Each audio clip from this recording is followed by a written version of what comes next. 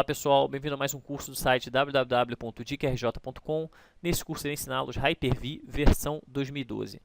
A versão 2012 em português que eu irei ensiná-los, ela está muito completa. Ela veio com diversos recursos novos, como o Resource Metering, o Smart Page, enfim. Ela está com diversos recursos e eu vou ensinar todos esses recursos para vocês na prática. Porém, como todos os meus cursos, vocês sabem, eu acabo priorizando a parte prática, mas o Hyper-V eu terei também que dar a parte teórica. Então, vou passar um pouquinho de teoria aqui para vocês sobre o Hyper-V e depois a gente segue com a parte prática. O que é o Hyper-V? O Hyper-V ele é uma função do Windows Server 2012, ou seja, ele é apenas uma de diversas funções do Windows Server 2012. Ele vai fornecer o que? A função básica de virtualização de máquinas, ou seja, ele vai lhe permitir criar máquinas virtuais. A máquina guest, uma máquina convidado, ou seja, a máquina virtual, o acesso direto ao hardware, ou seja, ele possui o Hyper-V ele tem a vantagem em cima dos outros virtualizadores que ele está direto ligado na camada do hardware, ou seja, você tem acesso direto ao hardware do host e isso facilita muito.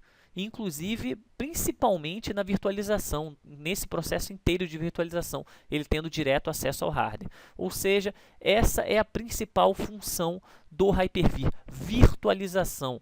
E o Hyper-V é simplesmente mais uma função do Windows Server 2012.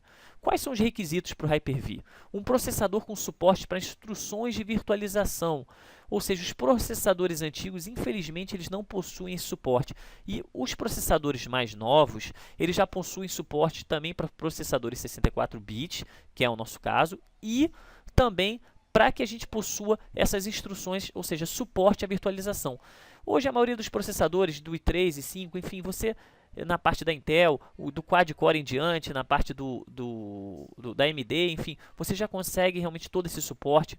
Você vai precisar também um processador que ele possua o suporte para o SLAT, ou seja, que é um conjunto de instruções no processador que a gente vai utilizar para poder dar suporte à memória virtual, também na memória randômica. Eu até dou aqui um exemplo, como processador mínimo seria um processador Core de segunda geração. O requisito mínimo, enfim, para você utilizar na máquina, ele acaba variando muito, óbvio, de acordo com o seu recurso. Eu indico realmente uma máquina, enfim, com uma configuração de hardware muito boa, até porque o Hyper-V, ele se comparado a outros virtualizadores, ele é muito pesado, se comparado a outros virtualizadores. Aqui eu até dou um exemplo aqui de um processador Core de segunda geração. No caso é opcional, né, para o Server 2012, mas eu até informo que é obrigatório para o cliente. Enfim, você tem que ter pelo menos esse sistema, uma máquina, enfim, que dê suporte para que você consiga gerar toda a sua virtualização e quando você tiver conexão com o cliente, enfim, principalmente conexão remota, você precisa ter uma máquina que suporte todas essas funções que você vai agregar nas suas máquinas virtuais. Mais uma vez, o suporte para 64 bits, suporte para o DEP, memória física, eu indico muitas pessoas falam, muitos administradores chegam e falam, poxa, Vinícius, o que você acha? Ah, você acha que 8 GB é o suficiente? Não é mais o suficiente 8 GB para se criar e principalmente para você estudar, nem ambiente de estudo já é suficiente 8 GB para que você consiga criar todas as máquinas virtuais, ou seja, quando você trabalha com 4, 5 máquinas virtuais ao mesmo tempo, e para você poder estudar, principalmente para o exame da Microsoft, o MCSA da Microsoft de 2012, você vai precisar mais do que 8 GB na sua máquina. Eu indico pelo menos 16 GB. Por quê? Porque você sempre vai precisar de mais memória, porque você tem que ter pelo menos para sua máquina real, ou seja, que vai ser o seu host, você precisa de pelo menos uns 3, 4 GB para você poder conseguir rodar todas as funções. Aí você já sai adicionando 2 GB para qualquer máquina que rode o Windows Server 2012, ou seja, máquina virtual, e você vai precisar de pelo menos 3, ou seja, pelo menos 3, pessoal. Uma para que sirva como função de servidor, a outra para servidor de arquivo, mais uma para um segundo servidor de arquivo e outra e mais algumas talvez para você realizar alguns testes que eu vou passar. Porém, óbvio, você não necessita estar todas ligadas ao mesmo tempo. porém eu indico sempre muita memória, até porque o preço da memória baixou bastante e isso facilitou muito para que conseguíssemos realizar essas configurações. Outros virtualizadores não precisam de tanta memória realmente, ainda assim, óbvio, funciona da mesma forma no quesito memória, o quanto você vai liberar de memória física real para a máquina virtual. Porém, o Hyper-V ele é mais pesado do que os outros virtualizadores, ok? Então, por isso que eu estou formando pelo menos 8 GB, é o mínimo mesmo para você poder rodar 2 máquinas virtuais, 3 no máximo, e 16 para você já ficar com um pouquinho mais de conforto para rodar aí pelo menos umas 5 máquinas virtuais, além do seu host, é claro. Vamos lá. Ele funciona em quais sistemas? Ele funciona, o Hyper-V, no Server 2012, no Full, no modo gráfico, no Server 2012 no modo Server Core, no Server 2012 com o Server Hyper-V, que eu também vou dar um curso à parte, que ele somente funciona para a virtualização, esse sistema, e no Windows Server 2008, começou no Windows Server 2008. Outra opção muito interessante, eu vou mostrar agora para vocês, que quando a gente for configurar as máquinas virtuais, o que a gente pode fazer com o Hyper-V? Logo aqui no início eu já mostro para vocês configurar na máquina virtual a BIOS. Porém, BIOS, muitas pessoas falam, eu vou poder entrar na BIOS, enfim, configurar, criar um RAID, vou poder... Não funciona dessa forma. Você simplesmente vai poder ativar o Number Lock e alterar a ordem de inicialização de boot. O que você pode fazer? Você pode também configurar a memória, especificar a quantidade de memória de inicialização, e isso é muito importante porque a máquina, quando ela inicializa, ela precisa de muita memória, ou seja, você inicialmente, a máquina gasta, por exemplo, 2, 3 GB para startar, e logo depois, para se manter, ela baixa de acordo, obviamente, com a função que você vai estar executando, mas numa base de 1 GB de memória, ou seja, baixa bastante. Então você pode habilitar a memória dinâmica, e isso vai facilitar bastante. E como é que funciona a memória dinâmica? A memória dinâmica é muito simples. Você pode utilizar, por exemplo, 512 MB de memória mínima para que a máquina se mantenha, e, por exemplo, 2 GB de memória máxima. E ela automaticamente vai ficar variando entre a memória mínima e a memória máxima. Processador. Também é muito interessante, porque você vai poder modificar o número dos processadores virtuais de acordo com a quantidade, número de processador real que você tem. Ou seja, eu tenho um processador com 8 núcleos. Eu posso colocar 2 núcleos para uma máquina virtual? Posso.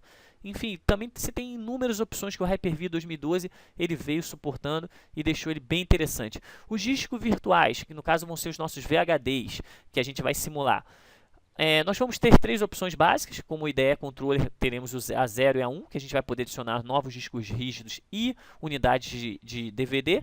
E nós temos também unidades SCSI, que nós vamos poder adicionar com a máquina funcionando. Não precisamos desligar a máquina virtual para adicionar novos discos SCSI, que ficou muito interessante também.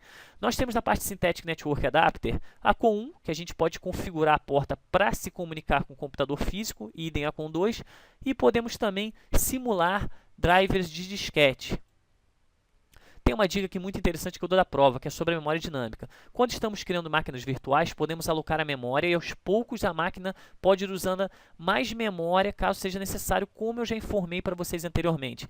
Ou seja, podemos começar com uma memória mínima de 512 e terminar, ou seja, com 2 GB. Óbvio que isso pode variar. Você pode, por exemplo, para a tua máquina que é o servidor de memória, ou seja, seu servidor que estará como controlador de domínio, você pode, por exemplo, colocar 4 GB, começar com 2 e terminar com 4. Também é bem interessante.